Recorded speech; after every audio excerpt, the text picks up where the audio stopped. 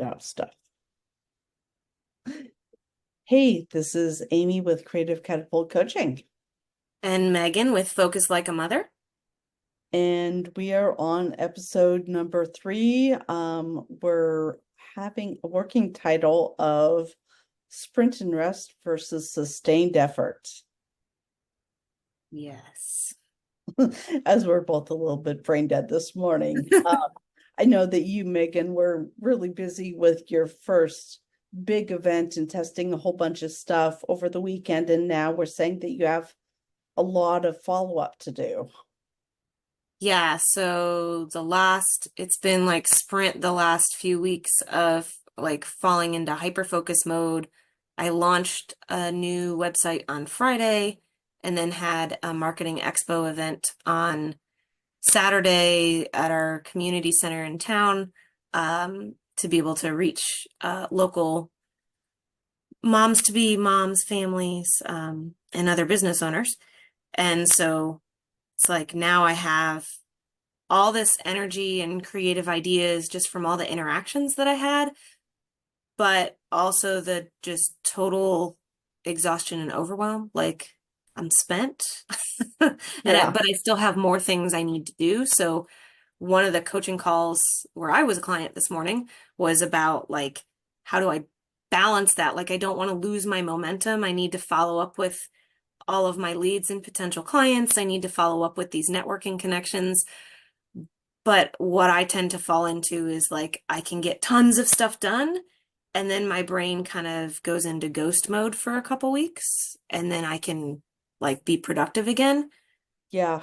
And The rest and sprint part of being neurodivergent is so common, and we can look so amazingly productive, and it's hard to figure out how do we balance being sustainable enough with working with the way our bodies and brains do. yes, well, and part of it I think is like self-acknowledgement and acceptance and just making that it's okay. And as an entrepreneur, I can actually plan things around it. So it's like I have the flexibility and the autonomy to be able to say, okay, I'm only going to commit to doing these things today, and I'm choosing not to worry about. But that was what was nice about my call with a fellow coach this morning. She was coaching me, was talking through like everything feels important was the topic. Uh-huh. But I don't, but I, there's no way I can do all of these things. And at this point, I can't even, like, part of it is writing for my blog and things like that. You have to be in the certain mindset to be able to even get the words to make sense out of your head. Right. So just talking through all the things that I had to do and then figuring out what's actually important and where does the most value of my efforts lie. Like, where am I going to get the most value out of my energy that I have right now, and being okay with what energy I have and which things can wait. So that's where it was like, oh, I don't have to do all of these things today or even this week. What kind of criteria did you use to help yourself end up prioritizing? Which things were going to bring me the most value. And so I split it into kind of two halves. And one half was um, building relationships, so more of the slow burn, long-term growth of my business. And the other half was getting some revenue streams filled. So getting, what do I need to do to get, people to go all the way through to book, or to get their free consultation with me, or to show up for webinars. So those kinds of things. So like on the revenue stream thing, which is still building relationships, like I need to get my webinar event posted for the end of this month and the one for next month so that I can put those out into the world and people can say that they're coming. It sounds like you're putting some bigger repeating stones into the, That's that that's the novelty hope. versus repeating energy requirements. Yes, part of it is, and there's some things I'm telling myself, well, if I do it, if I expend this energy once, I can reuse like that item is then a low energy piece of my business that just continues in perpetuity, versus there's other things that like networking and individual responses and things that are always going to be taking energy. And so some of those big stones that I'm putting out there are almost like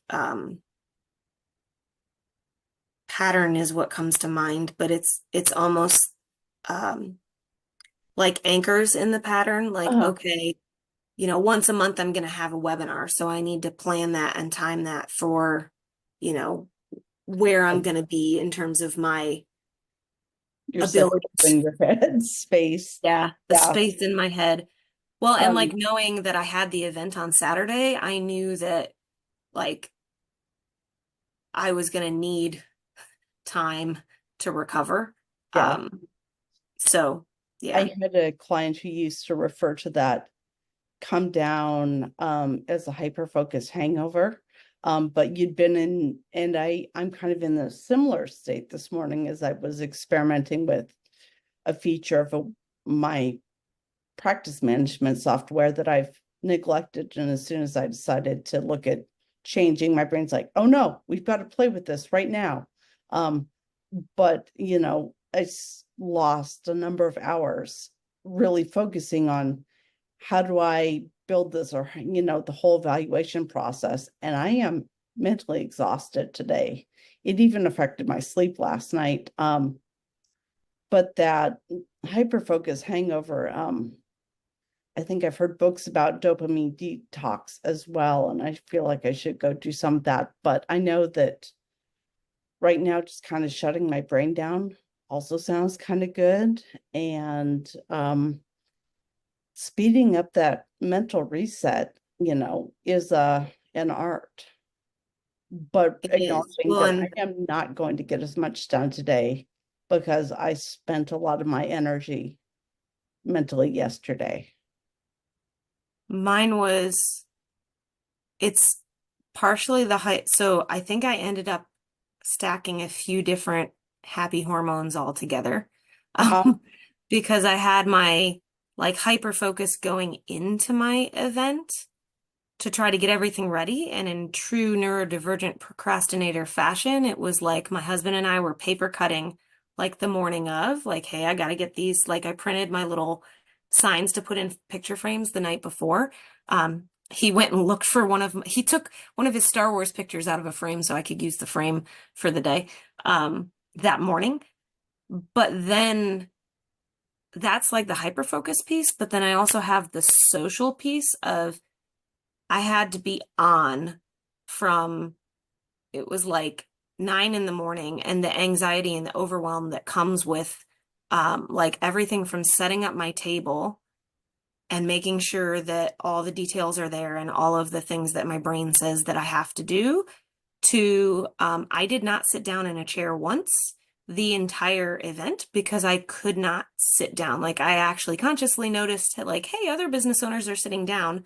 Granted, some of them were pregnant and they should be sitting down. Like they don't need to be standing, they can rest. But I felt like I couldn't sit down. Like I needed to be standing to be engaged. And so from like 9 in the morning to like 4 p.m., I was on like that whole time in terms of either setting up, tearing down, or interacting with someone. Uh-huh. And when I left the event and finally got all of my stuff back, and it was cool because I met some people that are like some other business owners that I'm like, you are my people. Like one of them was sitting there crocheting during the slow. Uh-huh. I was like, you are my people. We need to hang out. Um, but I sat in my car, I don't know how long. When I got everything loaded up, I just sat there and I like could not, which I've had happen before when I've done like big presentations this year and stuff where there's just a lot of like small talk and interactions. So I also had the decompress of it's weird because there's this like huge energy burst. Like I'm really excited about all of the things I was telling you before Uh-huh. we started about like oh my gosh, I could do all of these things. I got to figure out which one I'm going to do first. And there's all these ideas and stuff. But it's also balanced, like flipped with absolute exhaustion. Like I'm Like I need to go hide in a hole and not see people for a while. Yeah, I have a magnet that a friend gave me. It says it's too people-y out there. It's too people out there. Yeah, yeah. That was how I described it this morning was like all these follow-ups that now I feel like I need to do. I feel like this is a requirement in order to be a good business person and a good marketing, you know, Uh-huh. capitalize on the event and stuff. It's very people-y work. Yeah. Well, and again, just an interesting piece as we were trying to figure out which topic to hit on. You said, what happens if we accept ourselves as a business owner where we are right now? And maybe you don't have the energy to do all of that. And what if that's okay? Well, and that was part of that was what was great about my coaching session this morning, for myself, was actually coming to terms with like, I don't have to contact, like, I met a few other coaches and it's like, oh, hey, like, we would love to network and like work together as peers and just talk and stuff. But as I was going through my list, I was like, I'm excited about that, but I don't have to put the energy into that today. Like I'm giving myself permission, like it's not a big deal. I could email them back over the weekend or later in the month or whatever. Um, Same with like some of the local businesses wanted me to come bring marketing materials that they could give to their clients. It's like I don't have to do that today. Like I can just let them know, like, hey, when are your office hours? I'll stop by. So it's like people are human and I just have all these expectations that I have to do. My brain says I have to do everything now because when I hyper focus, I do everything now. Right. It's either do everything or do nothing. Those are the modes that it goes into, and it doesn't have like a nice slow drip in the middle. I'm working on the slow drip. Yeah. Well, it sounds like putting some of the pieces in, the bigger pieces over time that'll repeat will help with that. Um, and the novelty, you're in the very creative startup phase where you're doing a lot of new things for the first time. And those are, my brain just lost the thought. But different kind of energy and, easier to help with that slow drip when it's something that's interesting but routine. Mm-hmm. Mm-hmm. And sounds like figuring out how to, acknowledge that there's, your preferred method of focus is sprint and then rest, like Mm-hmm. a lot of us, and how to keep that, so, functional as a business, because how do you build a business with a leaning towards the sprint and rest model, but Mm-hmm. still provides enough continuity to be that way over time? And I think it's so interesting because so much of American and Western culture has evolved to, be that just in time, always on, super consistent methodology that most of us expect. I mean, I was cranky that my Amazon package didn't show up, when I wanted it. And do I need this? No. But as a business owner, um, how can I manage what I need for my own energy and then also, honor the clients that want stuff, but then also help people relearn that this is the kind of rhythm I operate on. Mm-hmm. And using technology and the support of a VA and some other things to help even out the highs and the lows is super useful. But yeah, I too actually prefer the sprint and rest, and just trying to figure out how to build it into something that I enjoy and works for me. And that's And a I think interesting piece. I'm trying to figure out how the roughest transition is getting from the rest back to another, so re-engaging and not feeling guilty about something that maybe hasn't been followed up on or got turned into a thing that I couldn't do. Um, that now I need to do. So like gearing to back up to that sprint is, unless there's the big one for me is like a deadline, like, oh, well, that moves things along a little quicker. Urgency, always a Yes, fun one. yes, but it's just interesting, and life is all about trial and error. Yep. So, Well, and I remembered our other topic that we had talked about in our yeah, conversations last week. So after we're done, I wrote it down so I won't forget this sounds like a plan. And again, funny how brains just supply thoughts at random times. And, when that default network engages, it can bring up all sorts of stuff. One of the more interesting things I learned at one point is a lot of ADHD brains, the default network, which is supposed to turn off when you pay attention to something, um, doesn't spin up and down the same way in ADHD as it does in neurotypical. So we can still time. have the random thoughts from the default network, even if we are paying attention with that brain. The name is escaping me, but there's a counter network that usually when you go into default mode, your brain kind of goes into wandering and association. And then when you're in the focus mode, that turns down, and they're supposed to be in opposition to each other. But Oh no, those neurodivergent brains are just like, oh, look, more information. Oh, more, more, more. yeah, well, and before we go into a whole nother topic, but Gallup Strengths Finder too, I would at some point be super fascinated to see if there's different strengths that tend to come out for different brain wirings. Mm-hmm. Yeah. um Well, for today, we're both kind of entering a rest, a need for our brains to rest. What do you like to do when you rest? I will still say that my favorite is actually excuse me, sensory deprivation floating. Okay. Go and stick myself in a tank full of salt water at body temperature and turn out all the lights and sound for an hour and just be there. Okay. And yourself?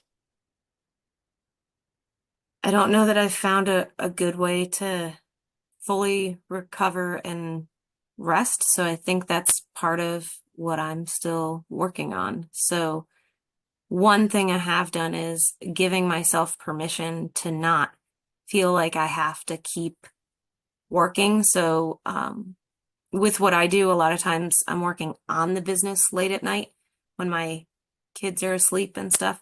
So the last two nights, it's like the kids are, in bed by 7:30 or 8, and then look at my husband and I'm like, nope, we're just gonna watch our show, and I'm not gonna get out my laptop and do, work on my website or blog post or anything.